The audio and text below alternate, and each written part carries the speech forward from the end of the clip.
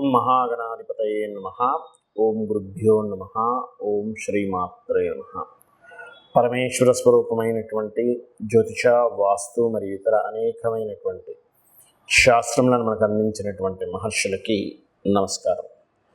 హయగ్రీవ హయగ్రీవ హయగ్రీవేతియో వదేత్ తస్య నిస్సర సేవాని జన్హుకన్యా ప్రవాహవత్. అరుణాం కరుణాతరంగితాక్షీం ధృతపాశాంకుశపుష్పబాణ చాపాం అనిమాదిభిరావృతాం మయూకైః అహమిత్యేవ విభావయే భవాని. శ్రీమాత్రే నమః.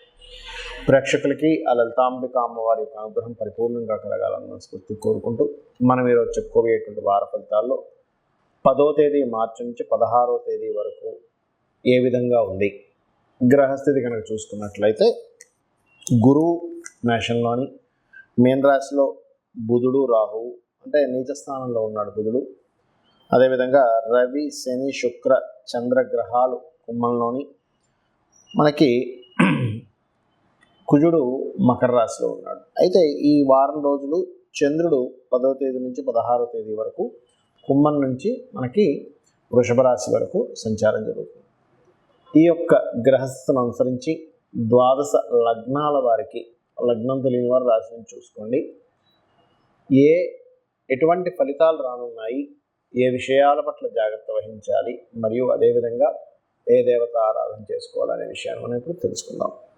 మకర లగ్నము, మకర రాశి.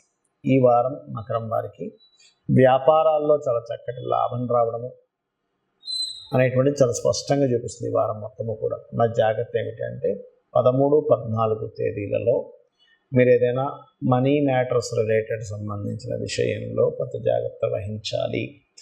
అంటే ఎవరికైనా ధనం ఇచ్చేటువంటి విషయంలో, ఏదైనా ప్రయాణంలో ధనాన్ని క్యారీ చేసుకొని వెళ్ళేటువంటి విషయాల్లో 13, 14 తేదీలు చాలా చాలా జాగ్రత్తగా ఉండాలి.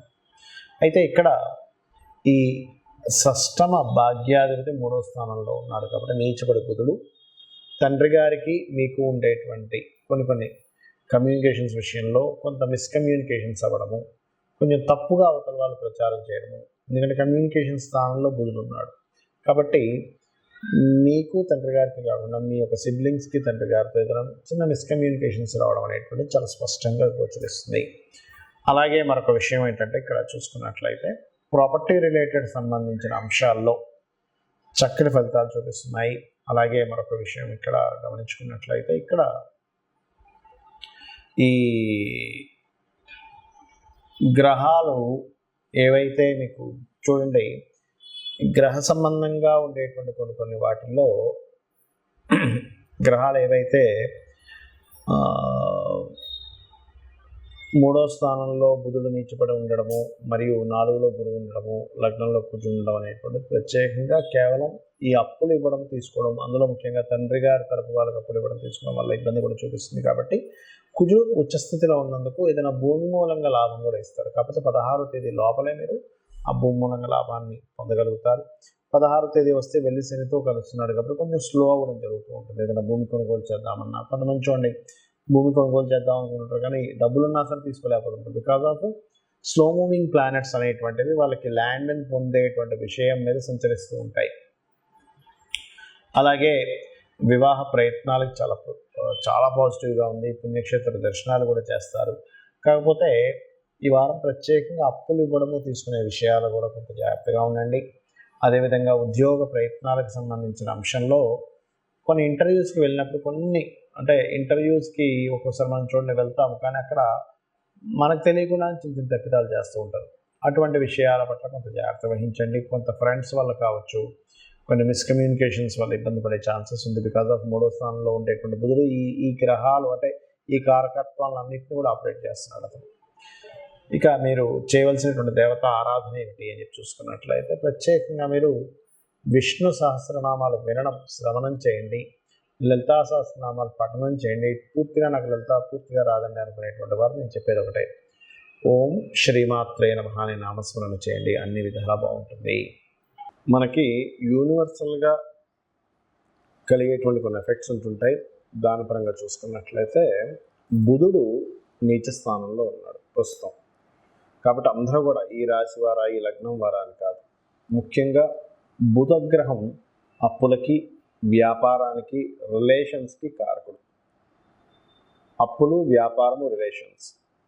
ఈ యొక్క విషయంలో బుధుడు నీచ స్థానంలో ఉన్నంత కాలము కూడా చాలా జాగ్రత్తగా ఉండాలి. ఇవే కాకుండా ఏదైనా కొత్త వ్యాపారం ప్రారంభించడానికి కూడా చూసుకొని ప్రారంభించాలి బుధ నీచ స్థానంలో ఉన్నప్పుడు. కాబట్టి తొందరపడి చాలామంది ఏం చేస్తారంటే ముహూర్తాలు ఉన్నాయని చెప్పి పెట్టేసుకుని ఉంటారు. బట్ ఏ గ్రహం బాగుందో ఆ గ్రహ సంబంధించింది బాగున్నప్పుడే ఆ గ్రహ కారకత్వాలను అనుసరించి ముహూర్తాలు పెట్టుకోవాలి. కాబట్టి బుధగ్రహం నీచ స్థానం వెళ్ళిపోయే వరకు కూడా ముహూర్తాల జోలికి తొందరగా వెళ్ళకండి. ఇంకా తప్పదు. కొన్నిసార్లు ఎలా ఉంటుందంటే ఏమండి మాకు కంపల్సరీ అవ్వాలి, లేకపోతే మాకు రెంట్స్ పడతాయి అన్నప్పుడు ఖచ్చితంగా నేను చెప్పేది ఒకటే, బుధగ్రహం నీచంలో ఉంది కాబట్టి విష్ణు సహస్రనామాలు రెగ్యులర్గా వింటూ, పెసలు అంటారు, పెసల్ని గ్రీన్ కలర్ వస్త్రం కలిపి ఆ రెండింటిని దానంగా ఇవ్వండి. ఇచ్చినట్లయితే ఒక 7 సార్లు ఇవ్వండి, 7 వీక్స్.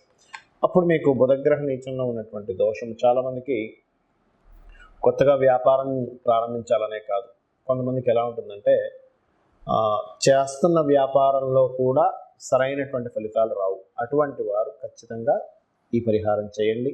ఇంకా వీలైతే బిల్వపత్రంతో శివార్చన చేయండి, చక్కటి ఫలితాలు వస్తాయి. బుధగ్రహం ఇచ్చేటువంటి నెగిటివ్ ఫలితాలు తగ్గుతాయి. ఇక మరొక విషయం ఏంటంటే మనం గోచార ఫలితాలు మాత్రమే కాకుండా ముఖ్యంగా మీరు చూసుకోవాల్సినటువంటిది మీ యొక్క జన్మజాతక ఫలితాలు.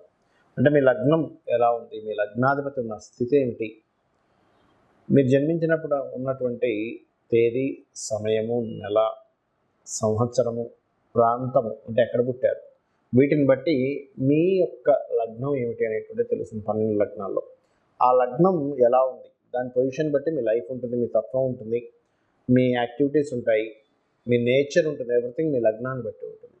అసలు మనిషిని చూడకుండా జాతక చక్రాన్ని చూసి చాలా సింపుల్గా ఈ వ్యక్తి ఇలాంటి వాడు అని చెప్పి 100% చెప్పచ్చు, అందులో డౌట్ లేదు.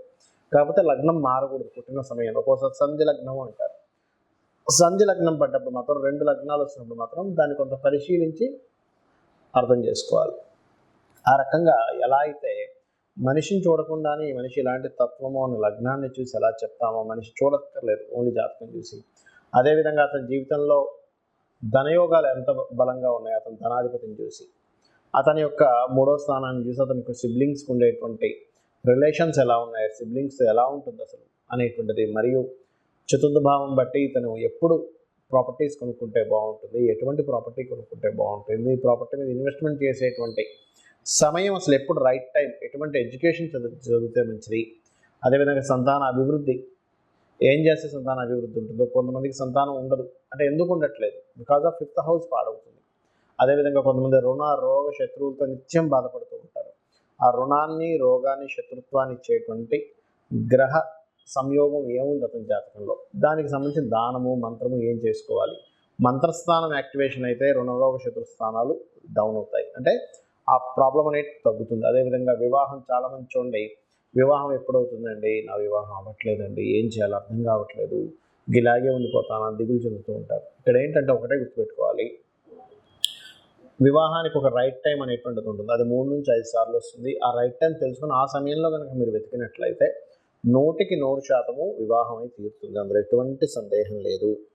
ఇక మరొక విషయం ఏంటంటే ఇక్కడ గమనించుకున్నట్లయితే వివాహము మరియు ఒకటే గుర్తుపెట్టుకోండి, వివాహం తర్వాత మనకి ఇందాక నేను చెప్పినట్టుగా సంతాన యోగాలు, అందులో పర్టికులర్గా ఎప్పుడు ఎలాంటి సమయంలో వివాహం వెతికితే తొందరగా అవుతుంది, ఎప్పుడు చేసుకోకూడదు అనేటువంటిది కూడా ఉంటుంది. వివాహం కొంతమందికి ఎలా ఉంటుందంటే ఒక 20 సంవత్సరాలు ఉంటుంది వివాహ యోగం లేని సందర్భం.